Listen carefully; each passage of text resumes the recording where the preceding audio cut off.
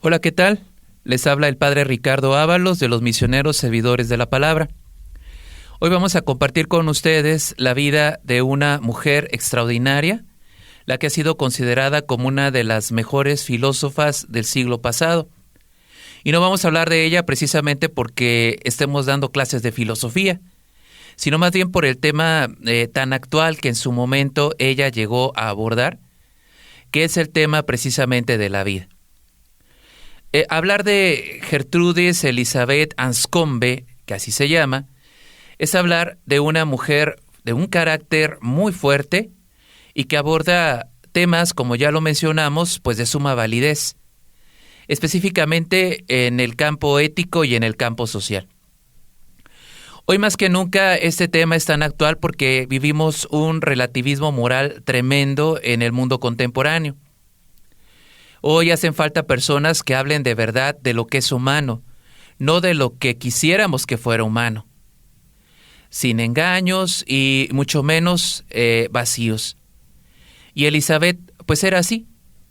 Basta recordar que en sus clases, porque ella era maestra, era una académica brillante, en sus clases ella no quería estudiantes apáticos, a ella le gustaba dialogar con gente dispuesta a descubrir la verdad, que se custodia en cada fragmento de realidad, como ella lo citaba. ¿Quién es esta gran mujer? Anscombe nació en Irlanda en 1919, donde su familia se había trasladado temporalmente.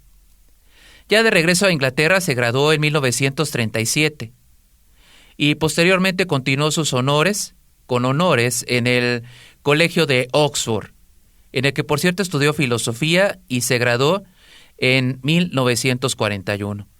Una mujer que en todos sus estudios académicos recibió honores. Ese mismo año ella se va a casar con Peter Gitch, con quien tendría 7 hijos. Después ella se traslada a Cambridge, donde había conseguido una beca de investigación y ahí entra en una muy fuerte y sólida amistad con el filósofo Winston Smith, convirtiéndose en una de sus discípulas incondicionales. Hay que recordar que ella fue catedrática incluso de Cambridge entre el año 1970 y 1986. La parte que a nosotros nos interesa es recordar que Elizabeth Anscombe, va a mantener siempre una postura crítica respecto a una corriente que parece que fue del siglo pasado, pero sigue siendo una corriente muy socorrida para algunas personas tan relativistas. Esta corriente se llama consecuencialismo y va acompañada de la ética de la situación. En síntesis, esta corriente consecuencialista pues va a negar la existencia de normas morales absolutas y que con frecuencia va ella a tomar públicamente posición para defender el derecho a la vida en temas como el aborto, como la eutanasia, que hoy están tan de moda por esto de la cultura de la muerte. De una manera totalmente contracorriente. Esto es lo que hace fascinante a esta mujer. Una mujer que es capaz de remar contracorriente cuando parece que todos sus colegas, también excelentes filósofos, apoyan todas estas formas de pensar. Ella es la que desentona en todas estas melodías de muerte. Incluso ella fue arrestada en 2 ocasiones por haber protestado en el exterior de un abortorio británico. Esto sorprende porque Elizabeth pues no era cualquier mujer, era una académica brillante con una capacidad intelectual reconocida pues no solamente en Inglaterra, sino en el mundo entero. Elizabeth es una mujer de temperamento decidido, es una guerrera del pensamiento y lo más importante, ella estaba convencida de lo que decía. No era alguien pagado, no era alguien patrocinado, no era como ahorita muchísimas personas que se ponen al servicio del que tiene más dinero.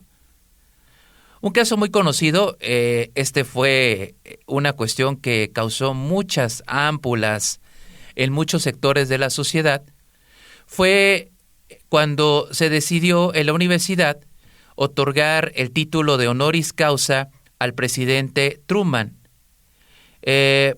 sobre todo por el tema de las bombas atómicas en Hiroshima y Nagasaki. En 1956 se propuso dar ese título porque gracias a esto, entonces, gracias a Truman, se había logrado ya la superación de la Segunda Guerra Mundial. Anscombe va a rechazar la decisión de matar a inocentes, como ella lo dice, para alcanzar un objetivo mayor.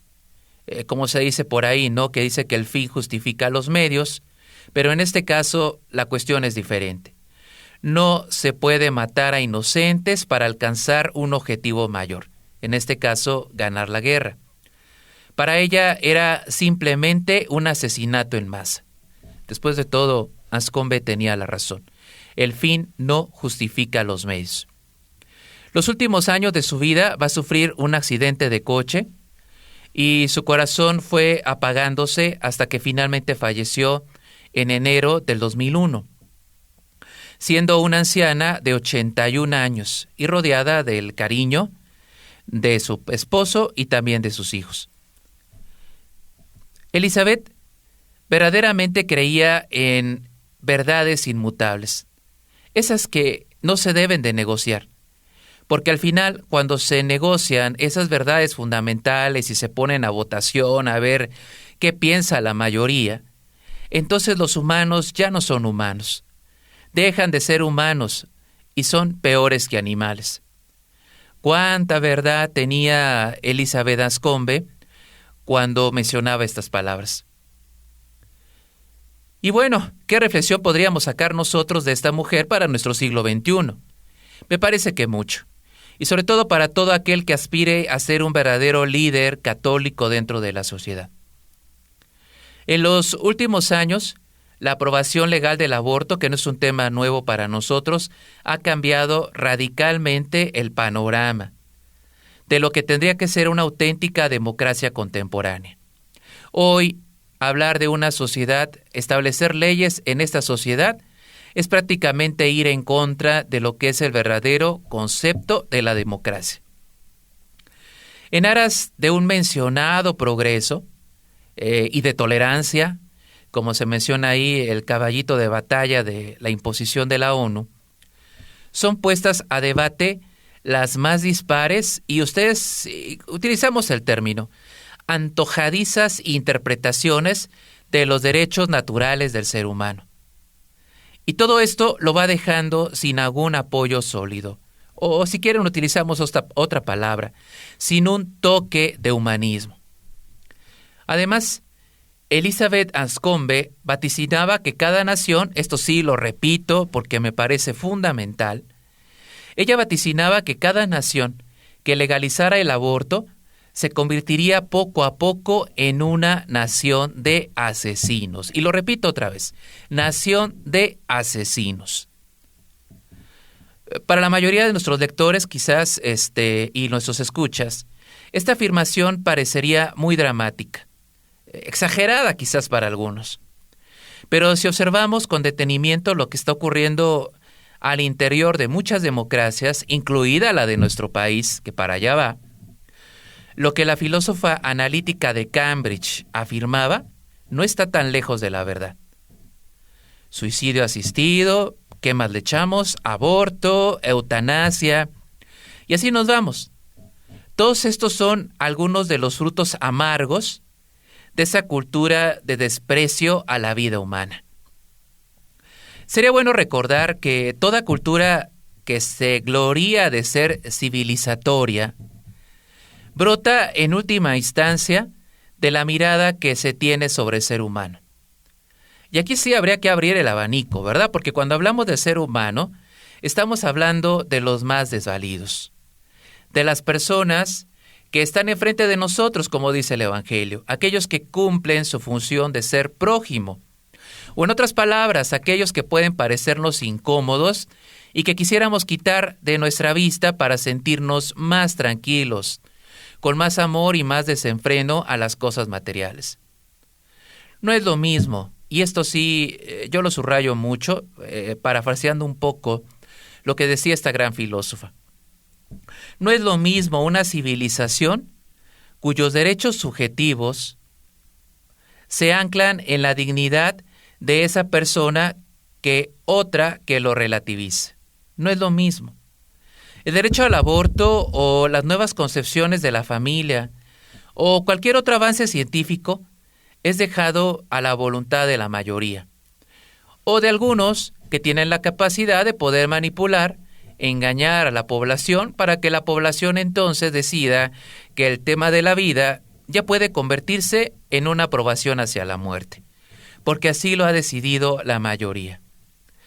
Habría que decir que nada es bueno u objetivo en sí, ni la misma vida, como dicen ellos, sino en tanto en cuanto, esta palabra me encanta, en tanto en cuanto lo diga el consenso de las mayorías y del Estado. O sea que no hay principios inmutables y por lo tanto el ser humano puede convivir o comportarse o cambiar las cosas según le plazca, cuando la realidad es otra. En conclusión, para muchos, el aborto significa progreso. Solo ver a estas mujeres desequilibradas haciendo manifestaciones, supuestamente resaltando los derechos de la mujer, y ni preocuparse por las pobres mujeres que están limpiando sus desastres. Pero como bien lo decía Elizabeth Anscombe, eso de que el aborto es un progreso es solo una ilusión. Muchísimas gracias por habernos escuchado el día de hoy y reciban un saludo. Dios los bendiga a todos.